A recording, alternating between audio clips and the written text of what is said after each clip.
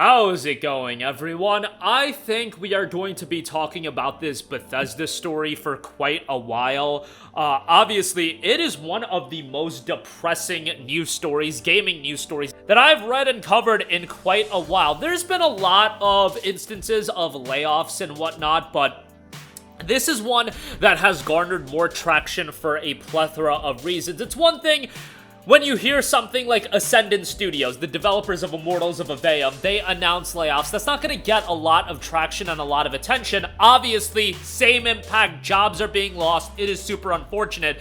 But Ascendant Studio wasn't this gigantic studio that everybody was aware about. But it's true in regards to this. But this one, when it comes from the fact that 4 studios are being shut down, and on top of that, it's a part of Bethesda who have recently been acquired by Microsoft. Microsoft's got quite a bit of money, to say the least. The gaming world's reaction has been pretty insane, and a lot of it, insane isn't even the right word.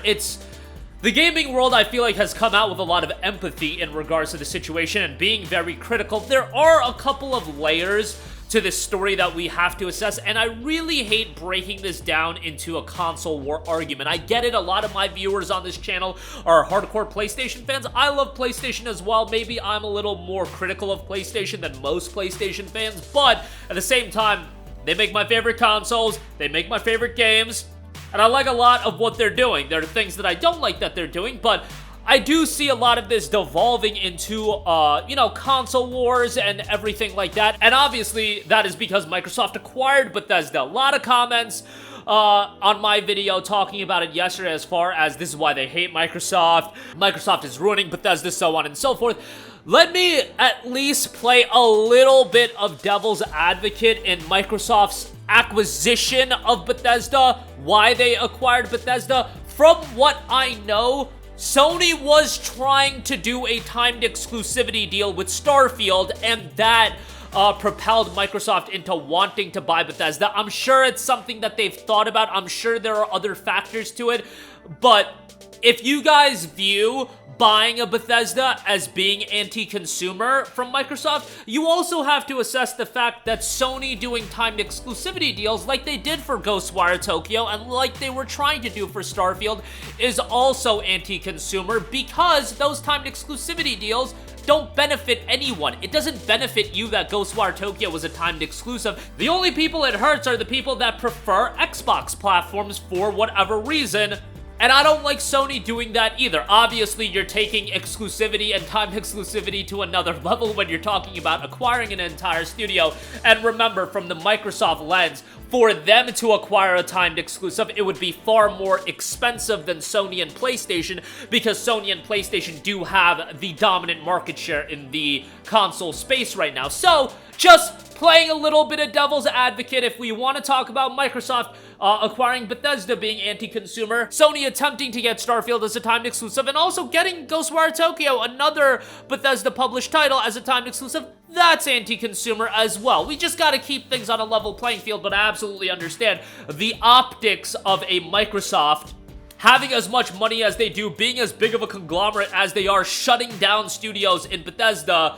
That is absolutely terrible. And this, again, acquiring a big publisher like a Bethesda, it's a different ballgame than just the time exclusive. I'm just trying to give you a little bit of clarity as to what may have played a part in them making the decision to acquire Bethesda, and some of that, at least a fraction, at least a tiny bit, may have come from Sony doing these timed exclusivity deals.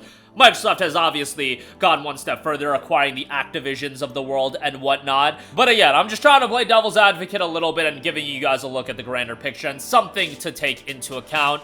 And I thought I would offer that piece of information. Also, do want to take a look at some very notable things said by a lot of people. A lot of notable people within the gaming scape. First of all, Cromwell, Baldur's Gate 3. I cannot imagine hearing you're being let go because of prioritization of another developer is especially good for morale, especially if you're in another regional office of a shuttered sister office. Imagine reading that and working in Obsidian or something wild.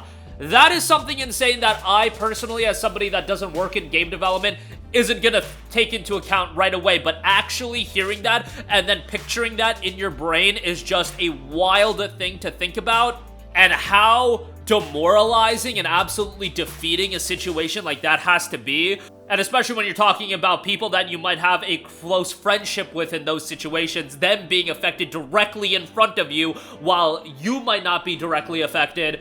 That's gotta be absolutely demoralizing. So that thought being put out to me was just a big eye-opener and being like, oh my god, yeah, that has to be absolutely defeating. And then Thomas Mahler, CEO, creative director of Moon Game Studios, they recently put out No Rest for the Wicked, the Ori title, so on and so forth. So everyone who's been pestering me for years about why we don't allow Moon Studios to get acquired by a big publisher, that's why. I've lived through the 90s and saw what happened when smaller studios got acquired by EA. Never again. And this was in response to Jason Schreier's tweet, breaking Xbox is shutting down Arcane Austin, Tango, and 2 other studios, obviously coming to Bloomberg. So Moon Studios has had its storied history.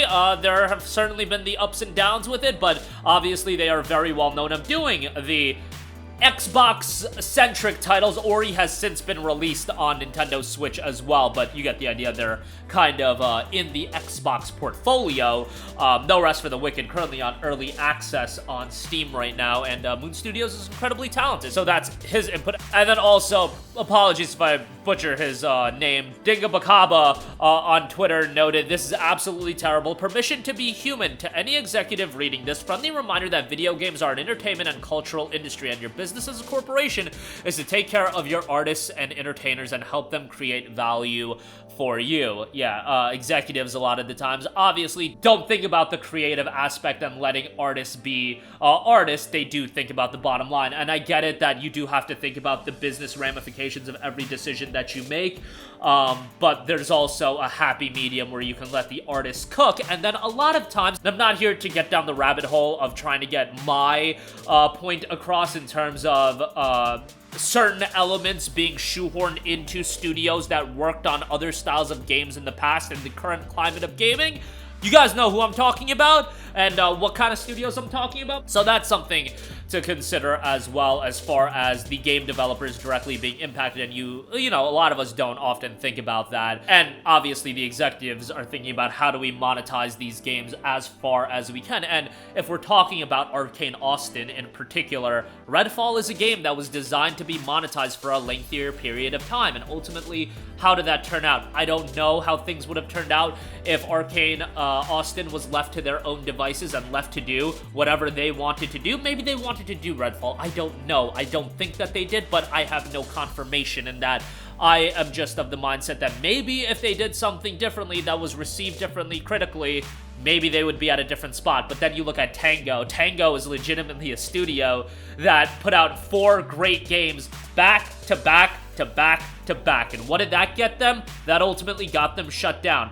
4 great games in a row, ultimately getting you shut down. At that point, like, I don't even know how to make sense of that. I have no metrics to assess how Hi-Fi Rush did. I have no metrics to assess how Ghostwire did, how Evil Within 1 and 2 did, that deemed that Tango needed to be shut down. What I do know is, from a personal standpoint, and you can look at critical reception, all 4 of those games were really well received, and ultimately, it got them shut down. So I don't even know how to make sense into a lot of this, and I get it in the first portion of this video. Some of you guys might be pushing back. Guys, I just wanted to play devil's advocate in the sense that Sony did at least play some sort of part, some minuscule part even, in pushing Microsoft to acquire Bethesda. After that, this is obviously outside of Sony. I'm not saying that these studios got shut down and Sony is any way involved in that. But yeah, I just did want to remind you guys that Sony's timed exclusivities did at least push Microsoft, at least in some way, into acquiring Bethesda. But that's going to do it for me.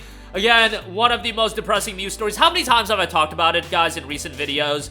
Especially talking about Hi-Fi Rush coming to PlayStation 5. How much I wanted a sequel out of the game. How I thought it would be a business malpractice almost to not do a sequel out of Hi-Fi Rush, given the goodwill that that game generated. Maybe they'll eventually do it. What I see more likely is at some point, a decade down the line, is we'll get a Kickstarter that'll be a spiritual successor to Hi-Fi Rush, and that's how we're gonna get more Hi-Fi content. But hopefully I'm proven wrong. I've been proven wrong a lot. I'm just telling you guys my opinions as this news is still relatively fresh. That's gonna do it for me. Let me know all of your thoughts in the comments section down below. Sound off there. Thank you for watching, and goodbye. Hey guys, we hope you enjoyed the video, and if you did, make sure to hit the subscribe button, and if you're already subscribed, do us a favor and hit the bell icon. This way you'll be notified whenever we post a new video. That's the best way to keep up with all of our uploads, and we usually try to upload 2 videos a day. And with the bell icon hit, you'll be notified whenever we do upload a video. As always, thanks for watching.